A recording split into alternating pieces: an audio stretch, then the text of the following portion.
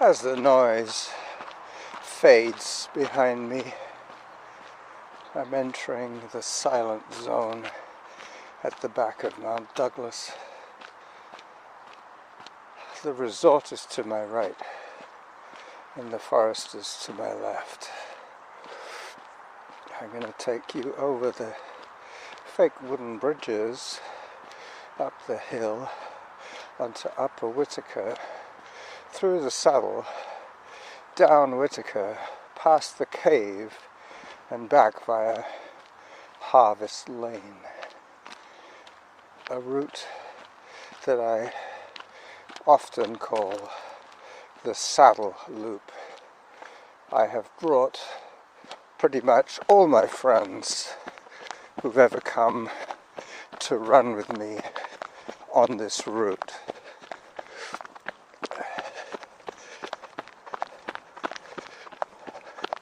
Half an hour from my fridge, I am at the moment. Zone 3.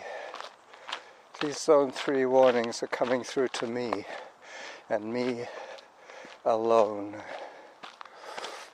My earbuds are in, so I can extrapolate Samantha's data and convey when necessary.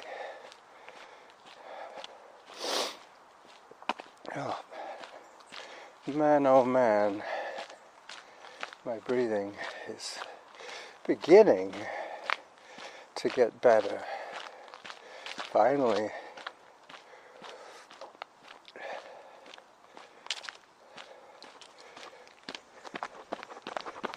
8 minutes 55 per kilometer, Zone 2. I noticed the fob on my zip-up jacket is clinking. I can tuck it under my neck warmer. That way it won't be annoying me. This should be a pretty clean recording. I might save some of my verbiage so that you can enjoy the silence of the forest.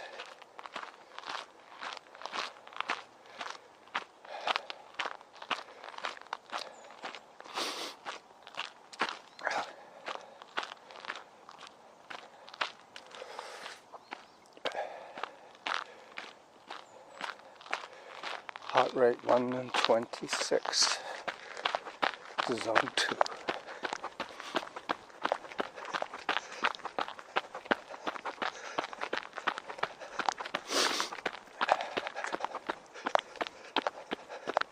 So Zarin has been away for not quite a week yet, but he's one of these people who has very little to say at the best of times.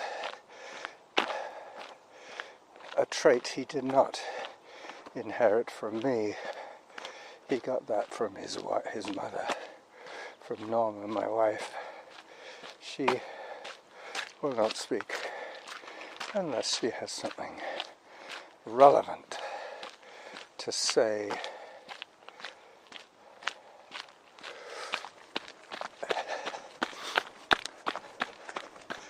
First big bridge.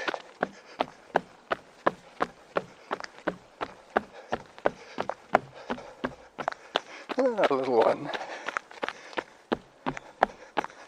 And another little one.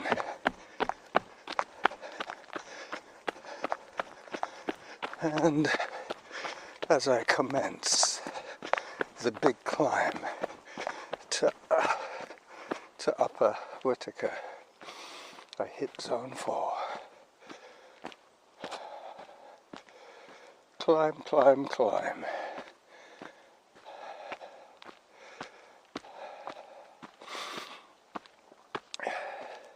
Today's run ideally will be 600 calories burnt and 78 minutes in duration. This audio recording will be a full-time, real-time.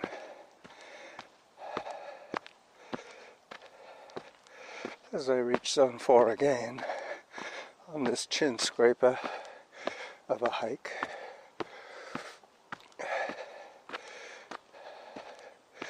there's a few mushrooms here. They're quite tasty.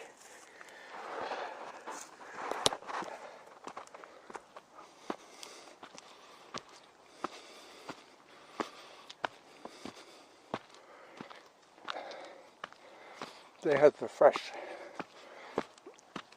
green, grey taste of the forest. To be a little careful with mushrooms. Never eat more than 3, just in case. They are very powerful.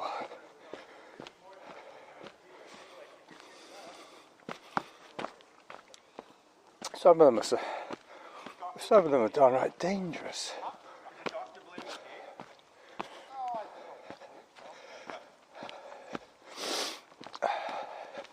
Good morning. Good morning. Hi there. Hi. Hello. 3 guys look like college professors to a man aged between 45 and 60. Some more mushrooms. Those don't look terribly good. They don't look fresh enough. They're starting to curl a little bit. As I go through the dead tree zone, let me take a photograph of that quickly. As this is a full-time, real-time, I will not use the pause button until the very end, when I'm checking on how many minutes I have. This jacket is really good for my audio-video work. Firstly, it's not made of scratchy nylon material. It's made of a weave, probably synthetic weave, but still, excuse me, not the scrapey kind. Yep, this is a good spot for mushrooms. 1 went down well. 2, we'll see. Looking for a fresh sample to taste.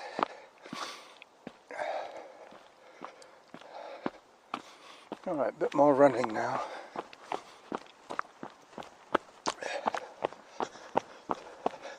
I've already recorded the trailer video. I started recording by mistake.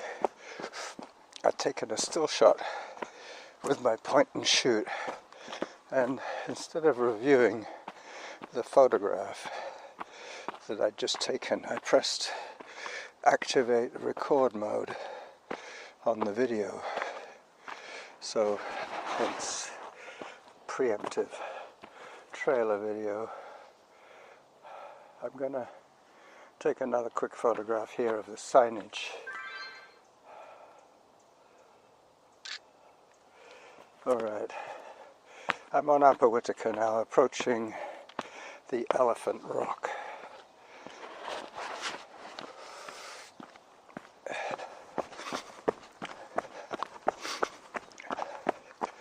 Well, I'm not sure if I'm fully retired again yet. I was planning on training my replacement, but the boss at work decided to let Rob train her, as she might have to do half the week, and it would help a lot if she was on the same page as Rob. He has to show her where everything goes. Working the machine is the easy part. It's putting stuff away that's the difficult issue. it's like a librarian on their first day. They get a whole cartload of books to put away, and the first day it might take them an hour to put away 60 books, but by the end of a month they could do it in 15 minutes kind of thing. Well, that's exactly the same thing, but it's not books, it's pots and pans, it's mixing bowls, it's kitchen implements like peelers and ladles and paring knives. The chefs have to know where to look. They can't spend time looking for an item they need for their mise en place. They don't have time to waste like that. So anyway, I hope she does well. She is probably Afro-Canadian, maybe a recent immigrant, because Patrick said that her English wasn't that good yet. I'm hoping that she's young enough to learn quickly.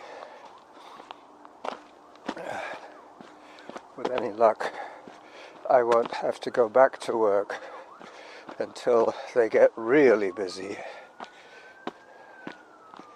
9 minutes 15 is my pace, and I'm hiking in zone 4, which means my average heart rate is above 137. Zone 3, I'm still running because this is the first flat section that I've been presented with since the thick bridges. Zone 4, there you go.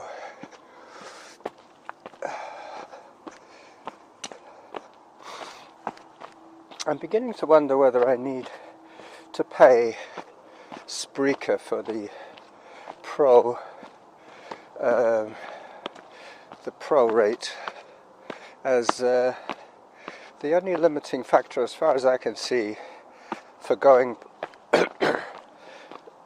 back to the free option is that they will only keep about 12 hours, maybe 10 hours of programming. But as you probably gather, most of these recordings are almost interchangeable. Nothing very much different happens on any of them, so keeping 10 hours of a back catalogue which constantly is being refreshed and deleted might be a much cheaper option. The other negative factor of coming off the pro plan is that the show length can't be more than 30 minutes, I believe.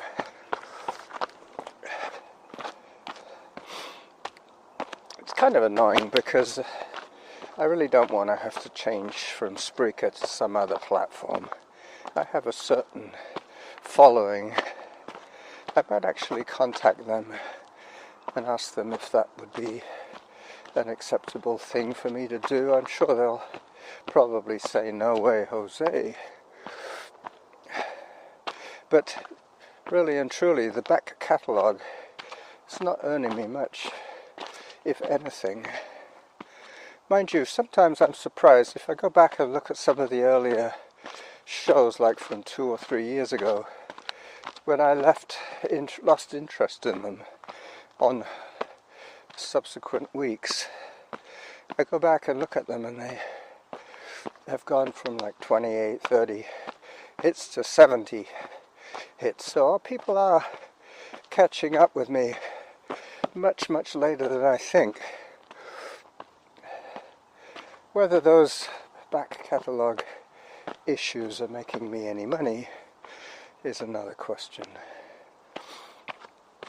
I would still record twice a week, whether it's free or not, but it would mean that after 5 weeks or so I would have to start deleting the earlier episodes, whether I would do one at a time or delete 5 and then carry on recording until I've made another 5. I'm not sure what's best. I was trying to rationalize my expenses by saying, well, how much would I be prepared to drop on a family meal? And I think that would probably be around a $300 mark if it was a festive meal in a half-decent restaurant for 4 of us, that kind of thing. But you know, what's money anyway? I've got lots of it. Not sure how that happened, but I think Norma has a lot to do with it. She is extremely canny. I'm going to record a little bit of video now of me going through the saddle. So this will be one of those overlapping audio video experiences as I approach the jaws of the saddle. 46 minutes into my run, and I'm well past the halfway mark. These are the rocks that I call the jaws of the saddle. There's a big one there and another big one there. These almost certainly rolled off the mountain and landed here in the valley. But there is one coming up that is way too big to have done that. So this will be a bit of bonus video for the Running Jackal podcast crew, the ones that like seeing me run on Mount Douglas. It's turned mild. It's about 4 degrees. Feels like 6 kind of thing, which is nice. The frost has left the air.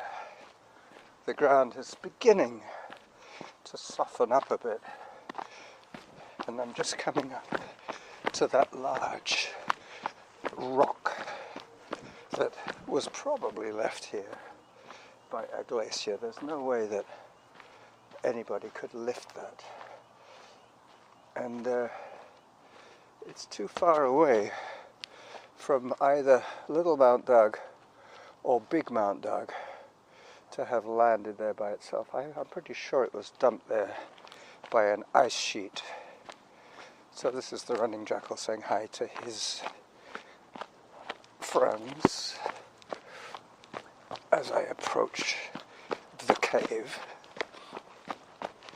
having to slalom my way down a little bit around the rugged rocks and roots. The rugged rascal ran. I always walk this little section because I have tripped in the past, and there isn't really no point tripping unless you're totally distracted. So no more mushrooms to eat. As I approach the cave, I will record my bye-bye from the mouth of the cave. As I stop the video and approach the rock face to say bye-bye to you from the back of Mount Douglas here in Victoria. Bye-bye.